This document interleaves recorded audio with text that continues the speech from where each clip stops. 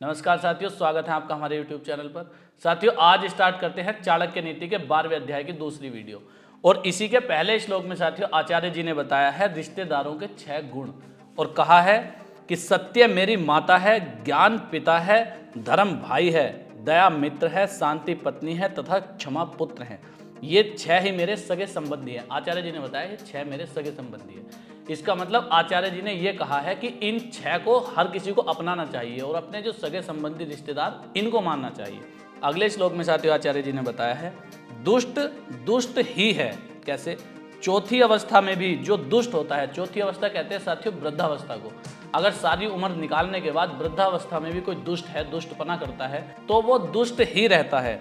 अच्छी तरह पक जाने पर भी इंद्र वरुण का फल मीठा नहीं होता। एक फल है वो कच्चा भी कड़वा रहता है और बहुत अच्छी तरह से जब पक जाता है साथियों वो तब भी कड़वा ही रहता है। इसी प्रकार आचार्य जी ने बताया है जो बुजुर्ग हो जाने पर, बूढ़ा हो जाने पर भी दुष्ट है तो फिर वो अपनी प्रवृत्ति नहीं बदल सकता। अगले श्लोक में साथियों आचार्य जी ने बताया है अनुराग ही जीवन है। कैसे? जिस प्रकार यजमान से निमंत्रण पाना ही ब्राह्मणों के लिए प्रसन्नता का अवसर होता है और हरी घास मिल जाना ही गायों के लिए उत्सव अथवा प्रसन्नतादायक होता है, इसी प्रकार पति की प्रसन्नता स्त्रियों के लिए उत्सव के समान होती है। परंतु मेरे लिए तो भीषण रणों में अनुराग ही जीवन की सार्थकता अर्थात उत्सव है।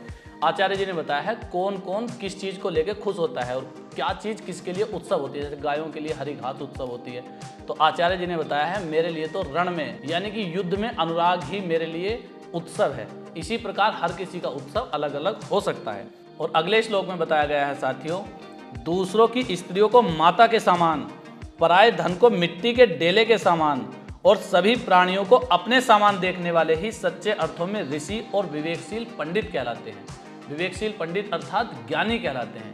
आचार्य जी ने बताया साथियों जो दूसरों की स्त्रियों को माता के समान मानता है और दूसरे के धन को मिट्टी के डेले के समान मानता है, ऐसे मनुष्य ही विवेकशील ज्ञानी कहलाते हैं। अगले श्लोक में साथियों आचार्य जी ने श्री राम की महिमा को बताया है और कहा है धर्म में तत्परता, मुख में मधुरता, दान में उत्साह, मित्रों के साथ निष्कपटता, गुरु के प्रति विनम्रता, चित्त में गंभीरता, आचरण में पवित्रता, गुणों के प्रति आदर, शास्त्रों का विशेष ज्ञान, रूप में सुंदरता तथा शिव में भक्ति, ये सब गुण एक साथ हे राघव आप में ही हैं।